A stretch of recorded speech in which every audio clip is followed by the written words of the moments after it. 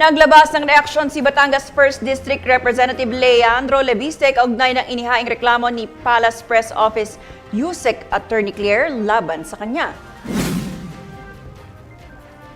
Humihingi kasi si Castro ng 500 million pesos na kabayaran para sa anyay damages na idinulot ng mga paratang ni Lebiste. Naugnat ang hidwaan sa mga paratang ni Castro tungkol sa solar power business ng kongresista.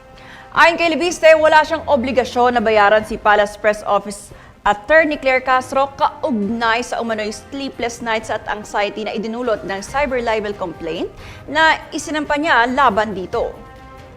Dagdag pa ng mambabatas, mabuting maglabas muna ng medical certificate ang doktor ni Castro upang mapatunayan ang kanyang kondisyon.